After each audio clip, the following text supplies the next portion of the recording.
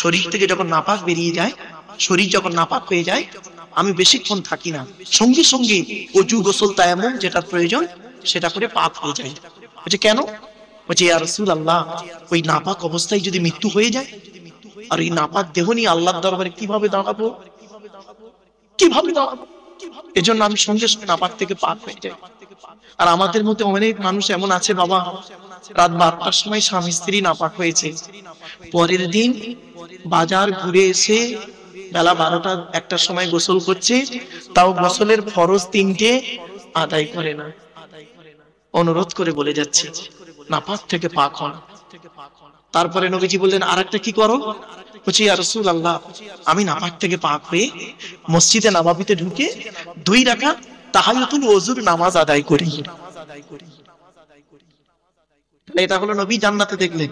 এবার জাহান্নামে আমার মূল বলার পয়েন্টটা কোথায়? জাহান্নামে কি দেখতেন শুনুন। এই যুবক ছেলেরা ভালো করে শুনে নাও বাপেরা, নবীজি বলছেন আমাকে জাহান্নাম দেখানো হলো। জাহান্নামের গেটটা খোলা হলো। জাহান্নামের গেটটা খুলতে জাহান্নামের 19টা ফেরেশতা, কটা এগুলো মনে রাখবেন, 19টা ফেরেশতা আছে জাহান্নাম। তো দরজাটা খোলা হলো, খুলতে আমি জাহান্নামের গেটেই দেখতে পেলাম যুবক আর যুবতীদের লজ্জাস্থান থেকে পুঁজ আর রক্ত বেরোচ্ছে, আর তারা খুব চিৎকার করছে। পুঁজ আর রক্ত বেরোচ্ছে, তারা খুব চিৎকার করছে। তখন আমি জিবরাইলকে জিজ্ঞাসা করলাম, মান হাউলা কি জিবরাইল, ও ভাই জিবরাইল, এরা কারা? এদের লজ্জাস্থান থেকে পুঁজ আর রক্ত বেরোচ্ছে কেন? কি এমন পাপ করেছে বলুন? জিবরাইল বললেন ইয়া রাসূলুল্লাহ, কাঁদবেন না, এরা সব আপনার উম্মত। বলে আমার উম্মত? এই জাহান্নামের গেটে লজ্জাস্থান থেকে পুঁজ আর রক্ত বেরোচ্ছে? আচ্ছা হ্যাঁ। আপনি কাঁদছেন? আপনার উম্মত। সে কি? তখন জিবরাইল বললেন এরা কোন উম্মত জানেন? খারাপ। জিবরাইল বললেন আযুনা, এরা হলো ব্যভিচারকারী নারী আর পুরুষ। ব্যভিচারকারী নারী আর পুরুষ পৃথিবীতে জিনা করে বেড়াতো। এজন্য এদেরকে জাহান্নামে ফেলে শাস্তি দেওয়া হচ্ছে। এখানে বসে বসে ভাবুন, এখন বয়সটা 50 হয়ে গেছে, 60 হয়ে গেছে, দাড়ি পেকে গেছে, হজ করে এসেছেন, কিন্তু 25 বছর বয়সে, 20 বছর বয়সে আপনি যে নারীটার সঙ্গে জেনা করেছিলেন, সে নারীটার বিয়ে হয়ে গেছে বিষ্ণুপুরে, আপনি বিয়ে করেছেন কলকাতায়। আপনি আপনার স্ত্রীকে বলেননি আমি একটা নারীর সঙ্গে ব্যভিচার করেছি বিয়ের আগে, আর সেই মেয়েটি তার স্বামীকে বলেনি বিয়ের আগে আমি একটা ছেলের সঙ্গে আমার অ্যাফেয়ার ছিল, সে বলেনি, কিন্তু সেও লজ্জার খাতিরে তার স্বামীকে বলেনি। আপনি আপনার স্ত্রীকে লজ্জার খাতিরে বলেননি, কিন্তু আল্লাহর পাপের একটা ডায়েরি আছে, ওই পাপের ডায়েরিতে জেনাকারীর জায়গায় আপনার আর তার নাম লেখা আছে। ভাবুন এখানে বসে বসে।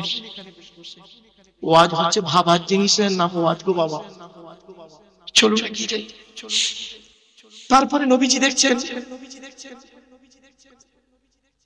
আর একটু দূরে, দেখছেন গেট থেকে আর একটু দূরে লক্ষ্য করছেন, দেখছেন কিছু লোকের মুখ থেকে, গাল থেকে গোশত খসে খসে পড়ে যাচ্ছে, মাংস খসে খসে পড়ে যাচ্ছে, পচে পচে পড়ে যাচ্ছে, আর তারা খুব কাঁদছে, চিৎকার করছে। জিবরাইল বললেন ও ভাই জিবরাইল, নবীজি বলছে ও ভাই জিবরাইল শোনো, ওরা কারা? ওরা আপনার উম্মত। বলে ওদের অপরাধটা কি? তখন বলছে ইয়া রাসূলুল্লাহ, ওরা হলো আপনার উম্মতের ভিতরে আল খুম্মার মানে মদ্যপানকারী, মদ পান করত। আল্লাহ কোরআনে 4 জায়গায় বলেছে মদ খাওয়া হারাম। মদের উপরে গবেষণা করতে গিয়ে বেশ কিছু তথ্য আমি পেয়েছি। আমার তো কোরআনের উপরে গবেষণা, টোটাল কোরআনে 4 জায়গায় আছে মদ খাওয়া হারাম। মদ্যপানকারী, ওরা মদ পান করত। আমার বাপেরা অনুরোধ করে বলে যাচ্ছি, যা হয়েছে হয়েছে, আজ থেকে তওবা করুন, ফিরে আসুন। যুবকদেরকে বলছি, আর খেও না, বাংলা বলো, ইংলিশ বলো, আর যাই বলো, মদই গেল। আরো একটু দূরে নবীজি লক্ষ্য করেছেন, এটাই আমার বলার উদ্দেশ্য। এতক্ষণ আপনাদের বললাম, এটাই মূল পয়েন্ট। আর একটু দূরে লক্ষ্য করে দেখছেন, এইটা দূরে দেখছে কিছু লোকের ফেরেশতারা এই জিভটা টেনে ধরে আগুনের কাঁচি দিয়ে কাটছে। সেই লোকগুলো জিভটা টেনে ধরে আগুনের কাঁচি দিয়ে কাটছে, আর তারা খুব চিৎকার করছে। তখন জিবরাইল তাদের কান্না দেখে রাসূলুল্লাহ কেঁদে ফেললেন, কি কষ্ট হচ্ছে ওদের। তখন জিবরাইলকে জিজ্ঞাসা করলেন, ইয়া রাসূল, ও ভাই জিবরাইল, মান হাবলা কি জিবরাইল, ও ভাই জিবরাইল, ওরা কারা, ওরা কারা? জিবরাইল বললেন, ওরা আপনার উম্মত, ওরা আপনার উম্মত। বলছে, আমার উম্মতদের কিরকম জাহান্নামায় ফেলে আগুনের কাঁচি দিয়ে জিভগুলো কাটছে, কি অপরাধ ওদের? তখন জিবরাইল কি বলেছিল জানেন? শুনে নিন, রেগে যাবেন না কেউ আমার উপরে বাবা। জিবরাইল বলেছিলেন, ইয়া রাসূলুল্লাহ, আপনি কি জানেন ওরা আপনার উম্মতের কোন শ্রেণীর লোক? কোন শ্রেণীর লোক? কোন শ্রেণীর? বলছে, ওরা আলেম আর বক্তা। কি বললো, কি বললো বাপ? আলেম আর বক্তা। সে কি? জিবরাইল নবীজি বলছেন, আমি তো পৃথিবীতে বলে এসেছিলাম, আল উলামাউ ওয়ারাসাতুল আম্বিয়া, আলেমরা হলো নবীদের উত্তরাধিকারী, উত্তরাধিকারী তারা, নবীদের ওয়ারিস।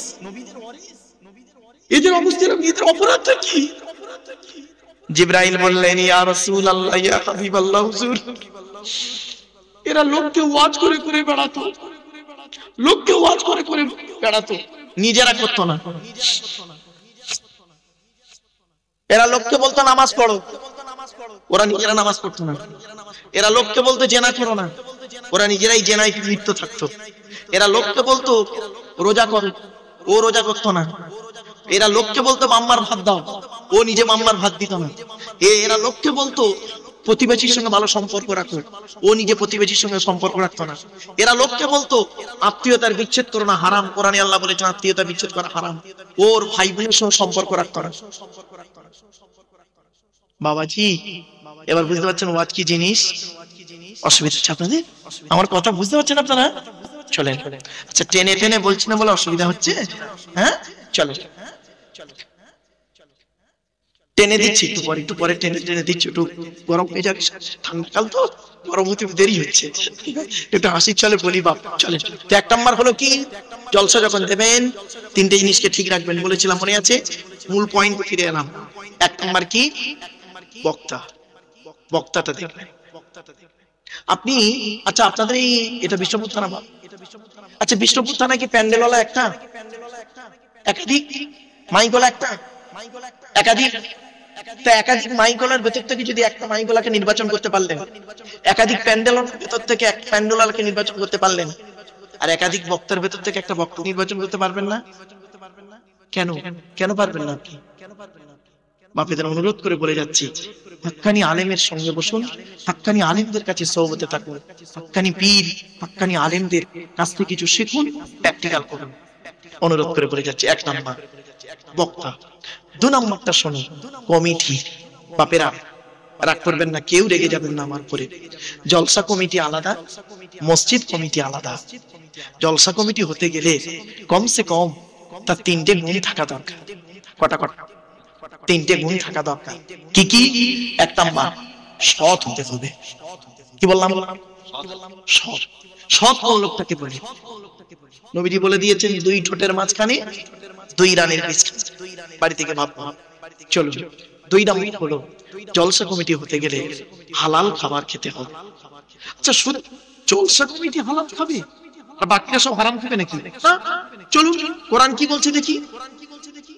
কোরআন কি বলছে দেখি। কোরআনে তিন শ্রেণীর লোককে হালাল খেতে বলেছে আল্লাহ। কয় শ্রেণীর লোক? তিন শ্রেণীর লোককে হালাল খেতে বলেছে কোরআনে। আমি জলসা কমিটা বললাম কেন? অ্যাটেনশন হওয়ার জন্য। রাগ করবেন না কেউ। চলো, 3 শ্রেণীর লোক কে কে আছে দেখি আমরা তার মধ্যে আছি কিনা। 1 নম্বর নবী কোরআনে আল্লাহ পাক বললেন 18 নম্বর পারা 4 নম্বর পৃষ্ঠা 8 নম্বর লাইন, সূরার নাম সূরা মুমিনুন আল কোরআন। ইয়া আইয়ুহার রাসূল কুলু মিনাত তাইয়্যিবাতি ওয়া আমালু সালিহান। আল্লাহ বললেন, হে রাসূলগণ, হে নবীগণ, হে রাসূলগণ, হে নবীগণ, আপনারা পৃথিবীতে হালাল খাবার খান।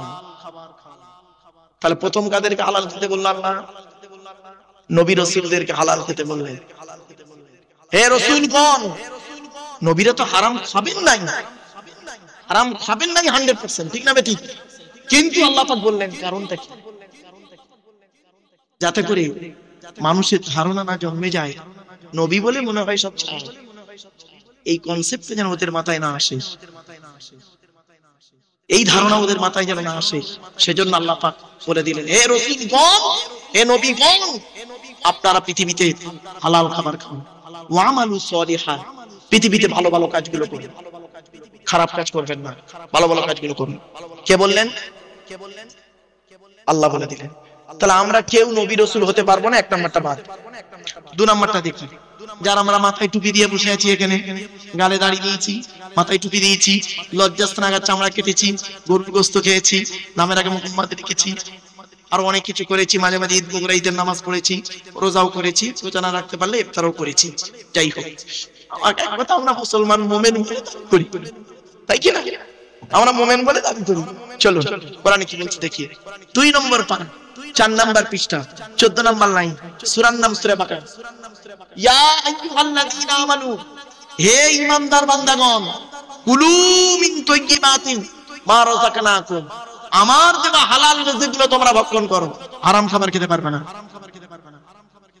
কোথায় আছেন আপনি? তাহলে গেল 2 নম্বর। 3 নম্বর কাদের হালাল খেতে বলেছে দেখি চলুন। আদম সন্তানকে হালাল খেতে বলেছে। হিন্দু, মুসলিম, জৈন, ব্রাহ্মণ, খ্রিস্টান, কুলি, সংকাল, বাগদি, দুলে। গতকালকে আমি লেকচার দিতে গিয়েছিলাম, লেকচার দিতে গিয়ে যখন এই কথাটা বলেছি, অনেক পুলিশ অফিসাররা দাঁড়িয়ে ছিলেন, ওরা পুরো গালে হাত দিয়ে রয়ে গেলেন যে কোরআনই তাহলে হিন্দুদের, হিন্দু মানে মানব জাতিকে হালাল খেতে, তা হিন্দুরা কি মানুষ নয়? অবশ্যই। ইয়া আয়াতটা শুনুন, 2 নম্বর পারা 4 নম্বর পৃষ্ঠা 8 নম্বর লাইন, সূরার নাম সূরা বাকারা। ইয়া আইয়ুহান নাস, নাস মানে মানব। ইয়া আইয়ুহান নাস, হে মানব জাতি, হে মানব জাতি, হিন্দু মুসলিম সবার মধ্যে আদম সন্তান, হে মানব জাতি, কুলু মিম্মা ফিল আরদি হালালান তাইয়্যিবা, পৃথিবীতে আমার যে হালাল রিজিকগুলো তোমরা ভক্ষণ করো। কোথায় আছেন আপনি? চল। 3 নাম্বার হলো বাবা, জলসা কমিটি হতে গেলে 5 ওয়াক্ত নামাজি হতে হবে। আজ থেকে নিয়ত করুন, নামাজটা ছাড়বেন না। শুনে নিন, নামাজ কারোর জন্য মাপ নেই, কারোর জন্য মাপ নেই, বিশেষ ব্যক্তি বিশেষ কারণ ছাড়া। এই কোরআনে আছে 82 জায়গায় বিভিন্ন অ্যাঙ্গেলে নামাজের কথা। কত জায়গায়? 82 জায়গায় বিভিন্ন অ্যাঙ্গেলে নামাজের কথা। আর জানেন 92 জায়গায় আছে লেখাপড়ার কথা, 92 জায়গায় আছে লেখাপড়ার কথা কোরআনে। তা কোন সংখ্যাটা বেশি, 82 না 92? তা লেখাপড়ায় পিছিয়ে কেন? কোরআনের প্রথম বাক্য ছিল ইকরা, রিড, পড়ো পড়ো পড়ো। আমাদের তো লেখাপড়া নেই, আমরা তো পিছিয়ে আছি।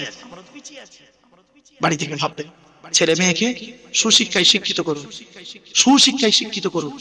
মনে রাখবেন, ছেলেকে ধনী না বানিয়ে জ্ঞানী বানিয়ে যান, ধনী না বানিয়ে জ্ঞানী বানিয়ে যান।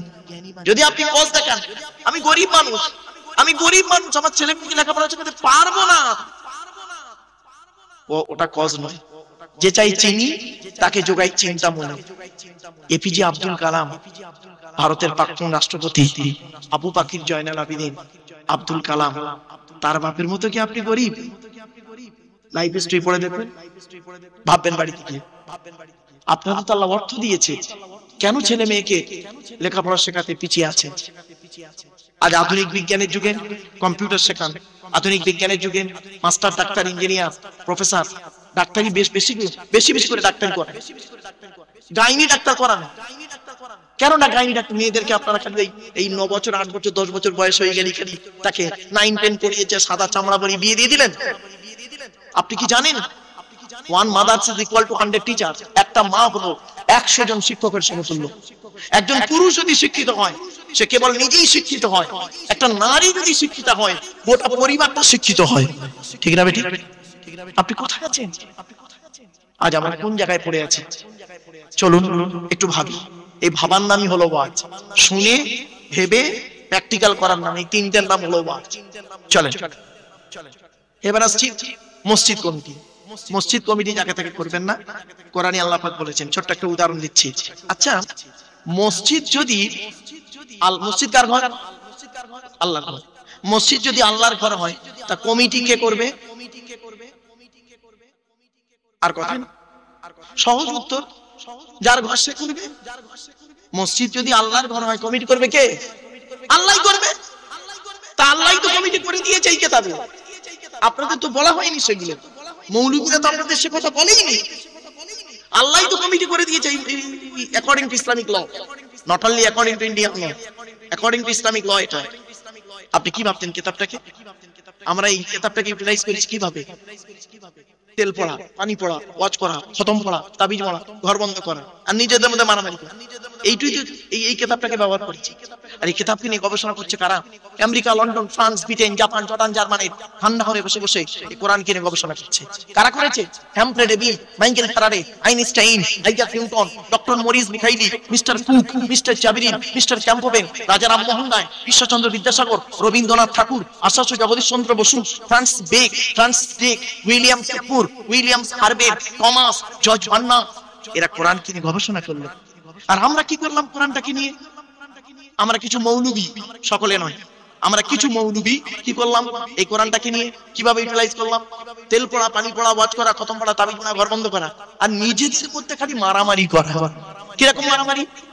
গোল টুপি, লম্বা টুপি, চেরা জামা, ফাড়া জামা, তবলিগ, ফুরফুরা, বেরেলি, ওয়াহাবি, জামাত ইসলামী, আহলে হাদিস, বুকে হাত বাঁধা, নাভির নিচে হাত বাঁধা, জোরে আমিন বলা, আস্তে আমিন বলা, 20 রাকাত আরবি, 8 রাকাত আরবি, মুনাজাত করা না করা, এই সব দিয়ে এ ওর বলে কাফের, ওর বলে কাফের। তাই দেখো অমুসলিমরা হাসে, অমুসলিমরা হাসে। বড় দুঃখ লাগে বাপ। আজ আমি এখানে মুসলিম মেজরিটি বেশি, তাই তো বাপ, এজন্য এই কথাগুলো বলছি। ছোট্ট একটা উদাহরণ দিচ্ছি, রাগ করবেন না, কেউ রেগে যাবেন না। যে হিন্দুদের হরিনাম কোনোদিন শুনেছেন? শোনেননি? আমার বাড়ির পাশেই হয়, রাস্তার ওপার, মানে আমার বাড়ির পেছনে খাল, খালের ওপারে হিন্দু ভাইরা থাকে, খালের ওপারে আমার বাড়ি। তো খালের ওপারে ওদের হরিনাম হয়। তা আমি যখন ওদের হরিনামটা যখন হয়, তখন আমি বাড়িতেই থাকি। অনেক সময় বাড়িতে থাকলে ছাদে বসে হরিনামগুলো শুনি মাঝে মাঝে। কি বলে দেখি কিসের, কারণ আমি তো মোটামুটি ঋগ্বেদ, সামবেদ, যজুর্বেদ, অর্থবেদ, গীতা, রামায়ণ, মহাভারত এবং সাথে সাথে শ্রীমতী ভগবতী গীতা টুকটাক একটু পড়াশোনা করেছি। তা আলোচনা করতে করতে আমি দেখলাম একজন এলো, 3 ঘন্টা ওদের পালা, 3 ঘন্টা বক্তব্য রেখে নেমে গেল। পরের জন এলো, 3 ঘন্টা বক্তব্য রাখলো, নেমে গেল। আর একজন এলো, আর একটা দল এলো, 3 ঘন্টা বক্তব্য রেখে নেমে গেল। এইভাবে 9 ঘন্টা কেটে গেল। ওই তাদের মধ্যে তো ঝগড়া মারামারি দেখতে পেলাম না। কিন্তু দুঃখের বিষয় কি জানেন? দুঃখের বিষয় কি জানেন?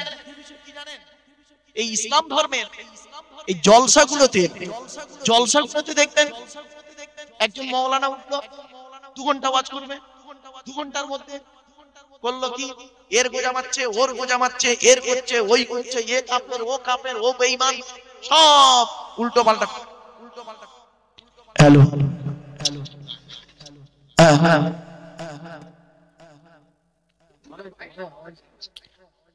এক মিনিট বাবা, এক মিনিট।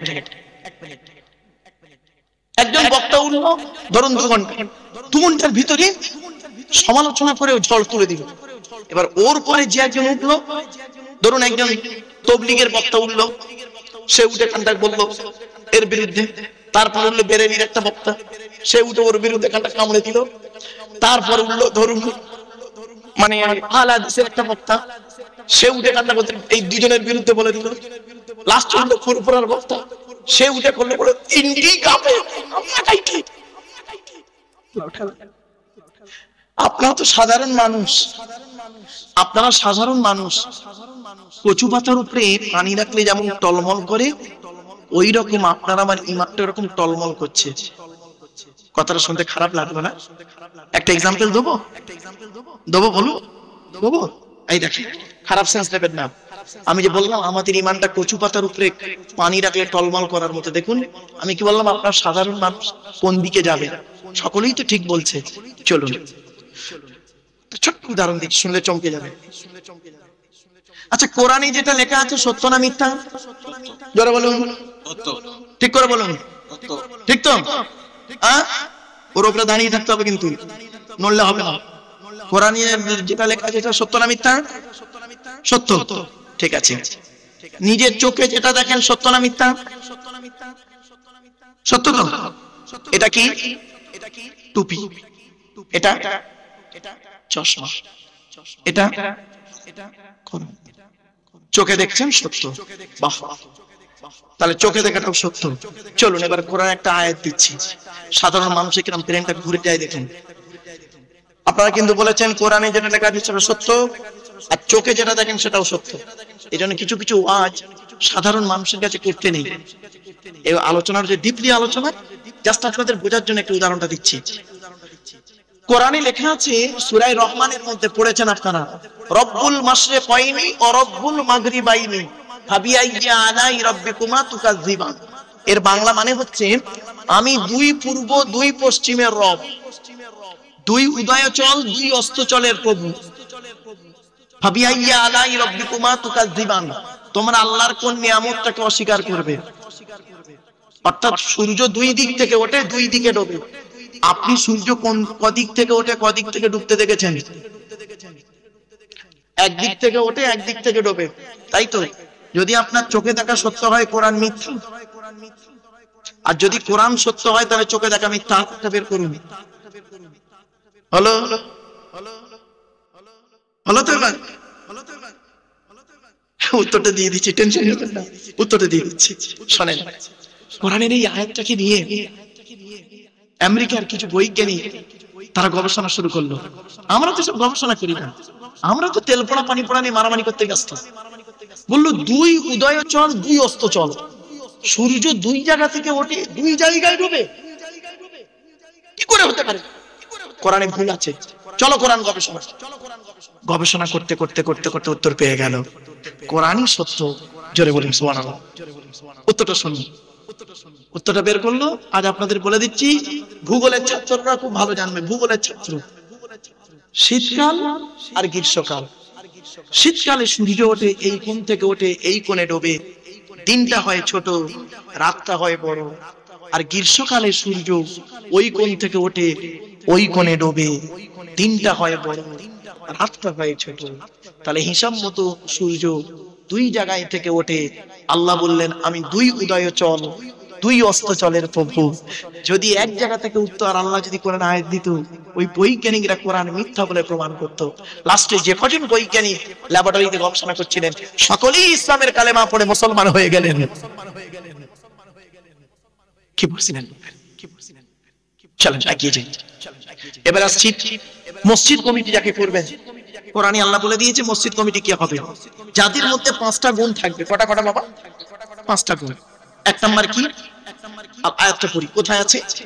10 নম্বর পারা, 8 নম্বর পৃষ্ঠা, 9 নম্বর লাইন। সূরার নাম সূরায়ে তাওবা, 18 নম্বর আয়াত। আল্লাহ বলছেন, ইন্নামা ইয়ামুরু মাসাজিদাল্লাহ মান আমানা বিল্লাহ ওয়াল ইয়াউমিল আখির ওয়া আকামাস সালাহ ওয়া আতাজ যাকাত ওয়া লাম ইয়াখশা ইল্লাল্লাহ ফাআসা উলাইকা আন ইয়াকুনু মিনাল মুহতাদিন। এর বাংলা মানে কি? আল্লাহ বলছেন, মসজিদ আমার ঘর, আমার ঘরের দায়িত্ব যে সে নিতে পারবে না। আমার ঘরের দায়িত্ব তারাই নেবে যাদের মধ্যে কমসে কম 5টা গুণ থাকবে। কটা কটা? 5টা গুণ। কি কি? মান আমানা বিল্লাহ, যে ব্যক্তি 100% আমি আল্লাহ, আমাকে বিশ্বাস করবে। এখন আপনাদের একটা প্রশ্ন করি, আপনারা তো একটু আমাকে বলবেন, আরে মারুফ সাহেব কি বলছেন, আমরা আল্লাহকে 100% বিশ্বাস করি। স্বাভাবিক, আপনারা আল্লাহকে 100% বিশ্বাস করেন তো? আরে বলুন না, হ্যাঁ কি না? চলো, আপনাদের মতো না, নবীর যুগে একটা ঘটনা ঘটেছিল, কোরআনে আছে। সূরা হুজরাতে 26 পারায়। আরবের কিছু লোক এসে নবীকে বলল, হে নবী, আমরা আল্লাহকে 100 ভাগ বিশ্বাস করি, 100 ভাগ বিশ্বাস করি। নবীজি ওদের কথা শুনে বলেছিলেন, বাহ বাহ, খুব ভালো, খুব ভালো, খুব ভালো।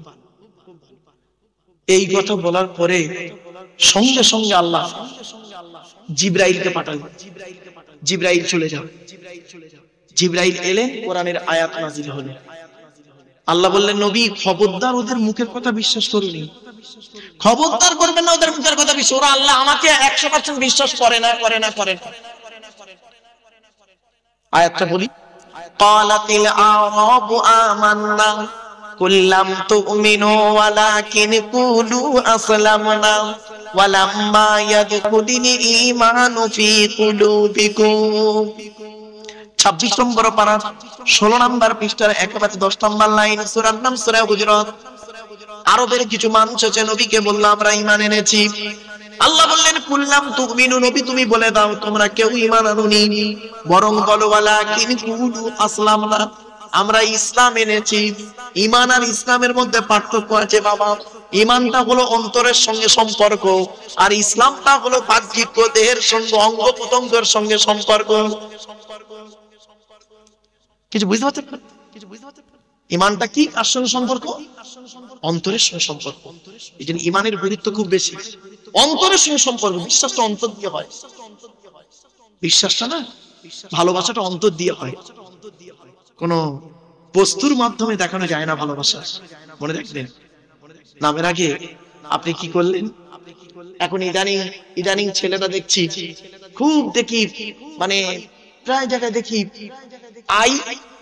আই লিখতো, লিখে একটা পানের ছবি দিল, দিয়ে মোহাম্মদটা ইংরেজিতে লিখলো। তাহলে আই ওটাকে সাবজেক্ট করে দিন, মানে সাবজেক্ট করলেন, আই একটা অক্ষর দিলেন ইংরেজিতে, মাঝখানে একটা পানের ছবি দিলেন। সত্য কথা বলুন তো দিকে, এখানে বসে জ্ঞানী গুণীরা ওই লাভ চিহ্নটা কারা ব্যবহার করে? বিবাহের আগে যুবক যুবতীরা ম্যাক্সিমাম ব্যবহার করে, বিবাহের পরে আর ওই চিহ্নটা কেউ সহজে ব্যবহার করেন, ঠিক না বেটি? তো যে চিহ্নটাকে নিয়ে বিবাহের আগে যুবক যুবতীরা নিয়ে লারে লাপা করে, সেই চিহ্নটাকে তুমি নবীর এত ভক্ত নবী মুহাম্মদ সাল্লাল্লাহু আলাইহি ওয়াসাল্লাম আগে বসিয়ে দিলে কেন? এলো ভি লিখতে আপনার কষ্ট ছিল বুঝি? এলো ভি লিখতে আপনার কষ্ট ছিল, আদিকে আই দিলে, ওদিকে মোহাম্মদ দিন, আর এদিকে পান দিয়ে দিলে। বাড়ি থেকে ভাববেন, কোন চিহ্ন দিয়ে নবীর ভালোবাসা প্রকাশ করা যায় না।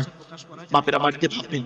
চলো, তো আল্লাহ পাক বললেন যে নবী ওরা কেউ আমাকে অন্তর থেকে বিশ্বাস করে না, কেউ বিশ্বাস করে, ওদের অন্তরে এখন ঈমানটাই ঢোকে। তখন বললো তাই নাকি? এরা সব মুখে বলছে, আল্লাহ আমরা আপনাকে 100% বিশ্বাস করি। আল্লাহ বললেন, দেখো নবী প্রমাণ দিয়ে দিচ্ছি। এবার আয়াত শুনুন। فَإِذَا رَكِبُوا فِي الْفُلْكِ دَعَوُا اللَّهَ مُخْلِصِينَ لَهُ الدِّينَ فَلَمَّا نَجَّاهُمْ إِلَى الْبَرِّ إِذَا هُمْ يُشْرِكُونَ। 21 নম্বর পারা 3 নম্বর পৃষ্ঠা 3 নম্বর লাইন, সূরার নাম সূরা আনকাবুত। আল্লাহ বলছে, ওরা যখন নৌকায় করে নদী পার হতে যায়, নদীর মাঝখানে যখন নৌকাটা একবার টলমল করে, ওরা তখন প্রত্যেকেই মরণের ভয়ে আল্লাহ আল্লাহ বলে চিৎকার করে, ঠিক না বেটি? আল্লাহ বলে, আমার নাম রহমান, আমার নাম রহিম। ওদের কান্না সহ্য করতে পারি না। ফালাম্মা নাজ্জাহুম ইলাল বাররি, ফেরেশতাদের মাধ্যমে যখন ওদের ডাঙায় তুলে দিই, ওরা এত বড় মুনাফিক বদমাইশ, যেই ডাঙায় উঠে গেল, বিপদ থেকে উদ্ধার হয়ে গেল, ইজা হুম ইউশরিকুন, আমার সঙ্গে শিরক করে আর বলে মাঝি ভালো ছিল বলে বেঁচে গেছি, নইলে মরে যেত। ঠিক না বেটি? তখন মাঝির দোষ গুণগান করলেন। আমরা যে দোয়াটা চাই, এই দোয়াটা আল্লাহর দরবারে কবুল হবে কি হবে না কি করে বুঝবেন আপনি? আল্লাহ নবী বলেছেন, হাদিসটা শুনুন। কোরআনের আয়াত শুনলে পড়লে নাকি, হাদিস শুনলে পড়লেও নাকি। এটা মনে রাখবেন। এজন্য আমি স্টেজে যতক্ষণ থাকি ইনশাআল্লাহ আব্দুল আজিজ আপনাদের দোয়া, বাম্মা ওস্তাদ পীরের দোয়ায়, আল্লাহ পাকের রহমত, নবী পাকের কদমের ওসিলায় আমি যতক্ষণ স্টেজে থাকি আল্লাহর কোরআন, নবীর হাদিস, বিজ্ঞান এবং বাস্তবমুখী কিছু কথা তুলে ধরি। এই জন্যই বলি আমি, উল্টো পাল্টা বকাটা ইসলামের আদর্শ নয়। চলো আল্লাহ নবী বলছেন, তোমরা যে দোয়াটা চাও ওই দোয়াটা আসমান আর জমিনের মধ্যবর্তী জায়গায় অবস্থান করে। ইন্না দুআ মাওকুফুন বাইনা সামাই ওয়াল আরদি লা ইয়াসআদু মিনহু শাইউন। ওই দোয়াটা উপরেও নিয়ে যেতে পারে না, নিচেও নামাতেও পারে না, আসমান আর জমিনের মধ্যবর্তী জায়গায় দোয়াটা অবস্থান করে। আপনি দোয়া চাইলেন, মধ্যবর্তী জায়গায় অবস্থান করছে। কখন আল্লাহ দরবারে পৌঁছায়? হাত্তা তুসাল্লি আলা নবিকা, যখন তোমরা নবীর উপরে দরুদ পাঠ করে দোয়া চাও ওই দোয়াটা আল্লাহ দরবারে কবুল হয়। তাহলে দরুদ শরীফ আমরা বেকার পড়লাম না। আমি কিন্তু আপনাদের দরুদ শরীফ বেশি পড়িয়ে সময় নষ্ট করি। একবার পড়ালাম, পেছনে এই দলিলগুলো দিয়ে গেলাম, যাতে করে আপনার আগামী দিনে কোন রকম কষ্ট না হয় বুঝতে। আর একটা হাদিস দেখুন, আল্লাহ নবী বলছেন একদিন সাহাবীদেরকে, তোমরা জান্নাতের আশা করো। তো সাহাবীরা বলছেন, ইয়া রাসূলুল্লাহ, জান্নাতের আশা তো প্রত্যেকেই করে। ও আচ্ছা, জান্নাত কার আশা করে? মারাত্মক প্রশ্ন কিন্তু। আমরা সবাই জান্নাতের আশা করি, জান্নাত কার আশা করে? তখন সাহাবীরা পুরো চুপ। নবীজি বললেন, শোনো, জান্নাত 5 শ্রেণীর মানুষের জন্য আশা করে। কয় শ্রেণীর মানুষ? এই 5 শ্রেণীর মানুষের জন্য জান্নাত আশা করে। চলুন তো দেখি এই 5 শ্রেণীর মধ্যে আমরা হতে পারি কি, একটু দেখি। 5 শ্রেণীর মানুষ কে কে? হাদিসটা শুনুন, ইন্নাল জান্নাতা তাশতাকু ইলা খামসাতি নাফার। জান্নাত 5 শ্রেণীর মানুষের জন্য আশা করে। 1 নাম্বার হলো তালিয়াল কোরআন, প্রত্যহ কোরআন তেলাওয়াতকারী মানুষের জন্য জান্নাত আশা করে। এজন্য বাপীদের বলে যাচ্ছি, সারা দিনে অন্তত কিছু কোরআন তেলাওয়াত করবেন, কোরআন তেলাওয়াত করবেন সারা দিনে কিছু, জান্নাত আশা করে কোরআন তেলাওয়াতকারী মানুষের জন্য। আল্লাহ নবী বলেছেন, খায়রুকুম মান তাআল্লামাল কুরআনা ওয়া আল্লামাহু। তোমাদের মধ্যে উত্তম ব্যক্তি ওই লোকটা যে নিজে কোরআন শিক্ষা করেছে, অপরকে কোরআন শিক্ষা দিয়েছে। আরো নবী বলেছেন, মান ক্বারাআল কুরআনা হরফান ফালাহু আশরু হাসানা। এই কোরআন থেকে যদি কেউ একটা অক্ষর পড়ে, নামায় আমল নামায় আল্লাহ 10টা নেকি লিখে দেবে। তাহলে 1 নাম্বার হলো কোরআন তেলাওয়াতকারী মানুষের জন্য জান্নাত আশা করে। এজন্য আমি আপনাদেরকে করজোড়ে নিবেদন করছি, আপনারা কোরআন পড়াটা শিখে নেবেন, এই অনুরোধটুকু রইল আপনাদের কাছে। 2 নাম্বারটা খুব ইম্পর্টেন্ট, জান্নাত আশা করে কার? ওয়া হাফিজিল লিসান। এই জবানকে হেফাজতকারী মানুষের জন্য জান্নাত আশা করে। জবানকে হেফাজতকারী, ওয়া হাফিজিল লিসান, জবানকে হেফাজত করুন। কিসের হেফাজত করবেন? হারাম খাবার খাওয়া থেকে জিভটাকে ঠিক করুন, বাজে ভাষা বলা থেকে জিভটাকে ঠিক করুন, পরনিন্দা পরচর্চা করা থেকে জিভটাকে ঠিক করুন। আল্লাহ নবী বললেন, তোমরা আমাকে 2টো জিনিসের গ্যারান্টি দাও, আমি তোমাদের জান্নাতের গ্যারান্টি দিয়ে দেব।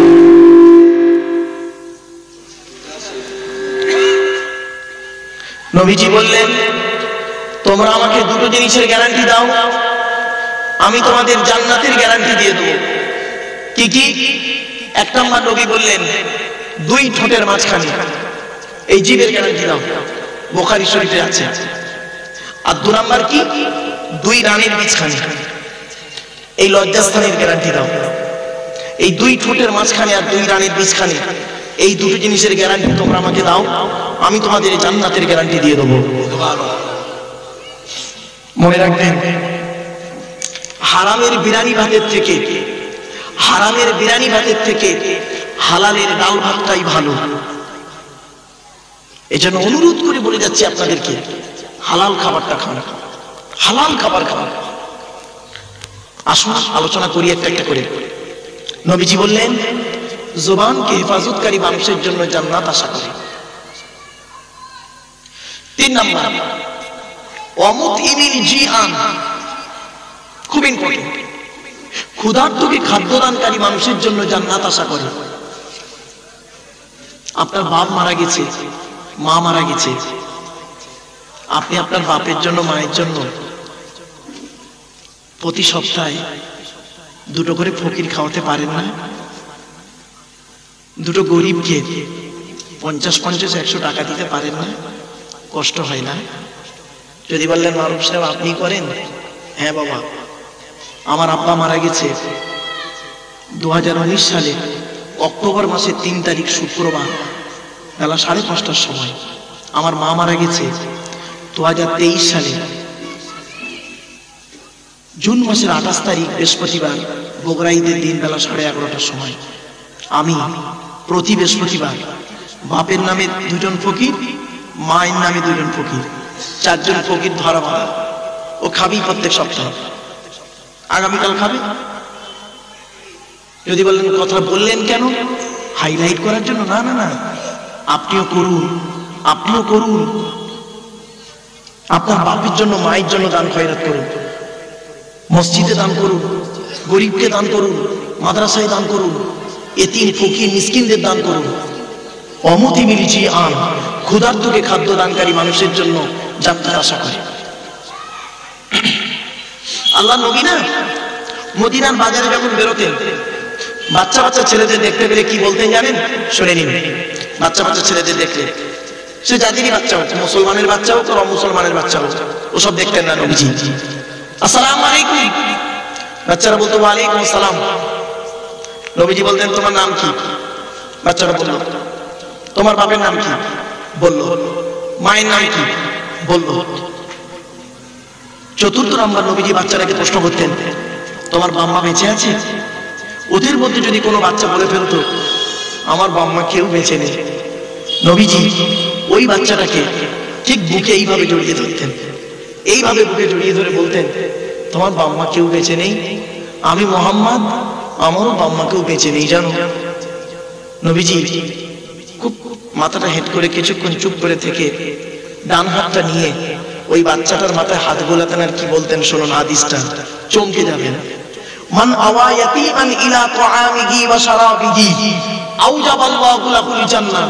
কোন ব্যক্তি যদি কোনো ইতিম বাচ্চার মাথায় হাত বুলায়, কোন ব্যক্তি যদি কোনো ইতিম বাচ্চার মাথায় হাত বুলায়, ইতিম বাচ্চাকে খাবার খাওয়ায়, ইতিম বাচ্চাকে আশ্রয় দেয়, ইতিম বাচ্চাকে পানি পান করায়, আমি মুহাম্মদ বলে যাচ্ছি আওজাবাল্লাহু লাহুল জান্নাহ, ওই ব্যক্তির জন্য জান্নাত ওয়াজিব হয়ে যায়।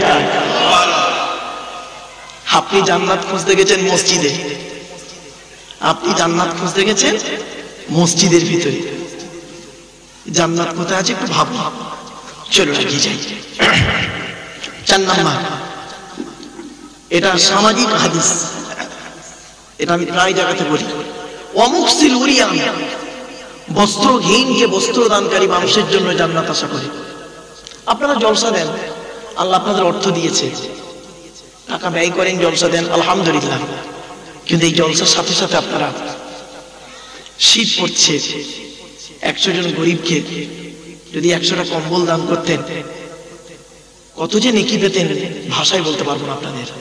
হাদিসটা নবীজি বলছেন অমুকসিল উরিয়ান, বস্ত্রহীনকে বস্ত্র দানকারী মানুষের জন্য জান্নাত আশা করে। কোথায় আছেন আপনি? আপনি জান্নাতের আশা করেন, জান্নাত আপনার আশা করছে। এজন্য গরিবকে বস্ত্র দান করবেন। চলো 5 নাম্বারটা কি? ওমান সাল্লা আলা হাবিবির রহমান, যে ব্যক্তি নবীর উপরে বেশি বেশি করে দরুদ পাঠ করে ওই লোকটার জন্য জান্নাত আশা করে। আমি একবার দরুদ শরীফ পড়েছিলাম, আপনাদের মনে পড়ছে? একবার দরুদ শরীফ পড়েছি, এতগুলো হাদিস আপনাদের কাছে পেশ করলাম। চলুন আর ওদিকে নয়, এবার আসছি মূল জায়গাতে ফিরে আসছি। আপনারা যখন এই জলসা দেবেন, দয়া করে আমি আপনাদের অনুরোধ করছি, অর্ডার করছি না, অর্ডার করার অনুমতি আমার নেই, অনুরোধ করার অনুমতি আমার আছে, এটা মনে রাখবেন। আমরা তো বুঝি না বক্তারা অনেকে, অর্ডার করার অনুমতি আমার নেই, অনুমতি মানে কি বলবো, অনুরোধ করার অনুমতি আছে। তা আমি আপনাদের অর্ডার করছি না, অনুরোধ করছি। জলসা যখন দেবেন 3টে জিনিসকে ঠিক রাখবেন, 3টে জিনিস। কি কি? এক নাম্বার বক্তা, কি বললাম? বক্তা। দু নাম্বার কমিটি, কি বললাম? কমিটি। তিন নাম্বার শ্রোতা। চলুন একটু খুলে বলে দিই। বক্তার কি দেখবেন আপনারা? ভালো ড্রেস দেখবেন না ভালো বংশের ছেলে দেখবেন? ব্লাড ভালো দেখবেন না? না, ওটা বলা হয়নি। বক্তার কি দেখবেন? দুটো জিনিস দেখবেন। এক নাম্বার দেখবেন বক্তাটি সত্যিকারের আলেম কিনা। কি বললাম? সত্যিকারের আলেম কিনা, এডুকেটেড পারসন কিনা, শিক্ষিত মানুষ কিনা, সত্যিকারের আলেম কিনা দেখবেন। এক নাম্বার। শুধু ডিগ্রি থাকলে হবে না, বক্তাটি আমল আছে কিনা, বক্তাটি 5 ওয়াক্ত নামাজ পড়ে কিনা, বক্তাটি রমজান মাসে রোজা রাখে কিনা, বক্তাটি তার স্ত্রীর হক আদায় করে কিনা, বক্তাটি তার ছেলে মেয়ের সঙ্গে সুসম্পর্ক রাখে কিনা, বক্তাটি তার পিতামাতার সঙ্গে ভালো ব্যবহার করে কিনা, বক্তাটির ভাই বোনের সঙ্গে ভালো সম্পর্ক রেখেছে কিনা, বক্তাটির চরিত্রটা ঠিক আছে কিনা। যদি বললেন কেন এই কথা বলছেন, বাস্তব অভিজ্ঞতা নিয়ে বলছি। ভারতবর্ষ, নেপাল, বাংলাদেশে কত বক্তা আছে বাবা, 5 ওয়াক্ত নামাজ পড়ে না। বক্তা 5 ওয়াক্ত নামাজ পড়ে না, রমজান মাসে রোজাও রাখে না। কত বক্তা আছে বিড়ি সিগারেট খায়, বিড়ি সিগারেট খায়, আর পান তেরেঙ্গা খৈনি গুটকা শান্তি অশান্তি বিমল সিগনেচার, এ তো একদম মামুলি ব্যাপার। খৈনি গুল। এই পৃথিবীতে একজন আল্লাহর ওলির নাম বলুন তো দেখি আপনারা, যিনি নেশা করতেন। একটা ওলির নাম বলুন যিনি নেশা করতেন, একটা ওলির নাম বলুন। পাবেন না জীবনে। বড় পীর আব্দুল কাদের জিলানী কি খেতেন? খৈনি না গুটকা না বিমল? আপনি কোথায় আছেন? নবীজি বলেছেন কুল্লু মুস্কিরিন হারাম, প্রত্যেকটা নেশাদ্রব্য জিনিস মস্তিষ্কের বিকৃতি ঘটায় যেটা, ওটা হারাম। বাড়ি থেকে ভাববেন একটু। এক নাম্বার বক্তাটি আলেম কিনা, 2 নাম্বার বক্তাটি আমল আছে কিনা। আচ্ছা কথা বললাম কেন? নবীর হাদিস, নবী বলেছেন, আমি বলিনি। ভাববেন না আমি নিজের থেকে বলছি, না না। চলো হাদিসে কি বলছে নবী। নবী বললেন কুন আলিমান, হাক্কানি আলেম হও। কুন আলিমান, হাক্কানি আলেম হও। হাক্কানি আলেম হতে পারোনি, ঠিক আছে, অসুবিধা নেই। হাক্কানি আলেমের ছাত্র হও।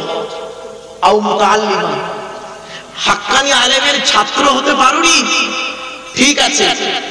আও মুস্তামিয়ান, হাক্কানি আলেমরা যেটা বলে মনোযোগ সহকারে সেটাকে শ্রবণ করো আর আমল করতে থাকো।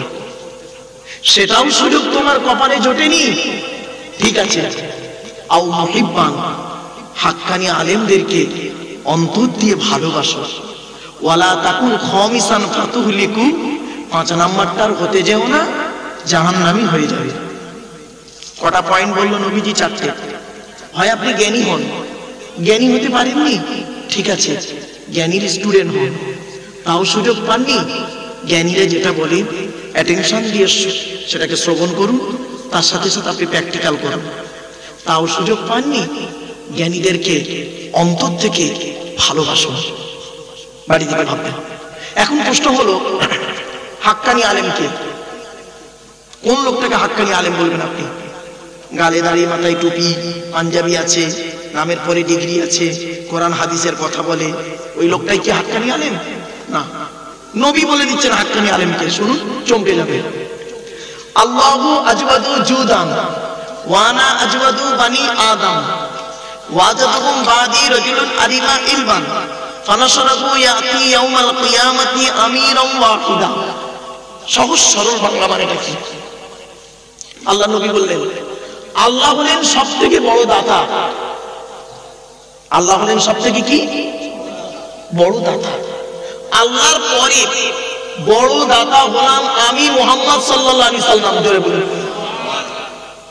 এরপরে নবী কি বলছেন শুনলে চমকে যাবে। আমার পরে বড় দানশীল ব্যক্তি হলো ওই আলেম, ওই জ্ঞানী লোকটা, ওই আলেম, ওই জ্ঞানী লোকটা যে জ্ঞান অর্জন করেছে, জ্ঞান মোতাবেক নিজে চলেছে, সমাজের মানুষকে বলেছে, তার জ্ঞান থেকে মানুষ উপকৃত হতে পেরেছে। ওই শ্রেণীর জ্ঞানী লোকেদেরকে, আলেমদেরকে কিয়ামতের মাঠে আল্লাহ এক একটা দলের জান্নাতের আমির করে তুলবে। চারটে পয়েন্ট। জ্ঞান অর্জন করতে হবে, জ্ঞান মোতাবেক নিজে চলতে হবে, নিজে চলতে হবে, আবার সেই জ্ঞানটাকে লোককে বলতে হবে, আবার এমন ভাবে বলতে হবে লোক যেন সেই জ্ঞান থেকে উপকৃত হতে পারে। এত সহজ ভাবলেন ওয়াজ করা? মাইকের সামনে এসে কিছু বলে দেবার নাম বক্তা নয় বাবা। তিনটে জিনিস কোনোদিন ব্যাকে আসে না, সবসময় সামনের দিকে যায়। এক নাম্বার, ধনুক থেকে তীরটা বের হয়ে গেলে ওই তীরটা আর কোনোদিন ব্যাকে আসে না। দু নাম্বার, দেহ থেকে আত্মাটা বের হয়ে গেলে ওটা আর পৃথিবীতে রিটার্ন দেওয়া হয় না। তিন number, it is very very important, কি জবান থেকে কথা বের হয়ে গেলে ওটা আর কোনোদিন ব্যাকে আসে না। 1 ঘন্টা লেকচার দিতে গেলে 3 ঘন্টা স্টাডি করতে হবে, পড়াশোনা করতে হবে। 1 ঘন্টা লেকচার দিতে গেলে। আমার বাপেরা একটু ধৈর্যের পরিচয় দিন। চলুন একটা একটা একটা একটা করে আপনাদের কাছে টু দি পয়েন্টের উপরে বলে যাচ্ছি, একটু মাথায় রাখুন। একটা হাদিস বলি, শুনলে চমকে যাবেন আপনারা, দেখুন পুরো চমকে যাবেন। আচ্ছা, 621 খ্রিস্টাব্দে রজব মাসের 27 তারিখে নবীজি আল্লাহর সঙ্গে দিদার করতে গিয়েছিলেন। সবে মেয়েরাজ, নাম শুনেছেন? বলেন বলেন। বাহ। নবীজি জান্নাত জাহান্নাম দুটোই দেখলেন, আল্লাহ দেখিলেন। জান্নাতে কি দেখলেন? জান্নাতে দেখছেন, নবীজি বলছেন আমি জান্নাতের ভিতরে হাঁটছিলাম, হাঁটতে হাঁটতে হাঁটতে হাঁটতে হঠাৎ দেখি একজনের জুতোর আওয়াজ আমার কানে এলো, জুতোর আওয়াজ। আমি ভাবলাম জান্নাতের ভিতরে জুতোর আওয়াজ কার রে? নবীজি বলছেন সামিতু খসখসাতান আমামি ফিল জান্নাতি ফাইদান বেলাল। ঘুরে তাকিয়ে দেখি হঠাৎ দেখি বেলালের জুতোর আওয়াজ। কার কার কার কার? হযরতে বেলাল রাদিয়াল্লাহু তাআলা আনহুর জুতোর আওয়াজ। নবী অবাক হয়ে গেলেন, বেলালের জুতোর আওয়াজ আমি মুহাম্মদ জান্নাতে শুনতে পেলাম। নবীজি কিছু বললেন না। পৃথিবীতে এসে নবীজি বেলালকে পরে জিজ্ঞাসা করলেন, বেলাল শোনো, সত্যি কথা বলো আমাকে, তুমি পৃথিবীতে কি এমন কাজ করো বলো, তোমার জুতোর আওয়াজ আমি মুহাম্মদ জান্নাতে শুনতে পেয়েছি। বেলাল কথাটা শোনার সাথে সাথে ঝরঝর করে কাঁদছে। বলছি ইয়া রাসূলুল্লাহ, আমি ইসলামের জন্য তেমন কিছু করতে পারিনি, আমার কেউ নেই, আমার তো বাড়ি হাফসি দেশে, আমার এখানে কেউ নেই। আমি দুটো কাজ করি। কি? এক নাম্বার, নাপাক অবস্থায় কোনোদিন বেশিক্ষণ থাকি না। কি বললো? কি বললো?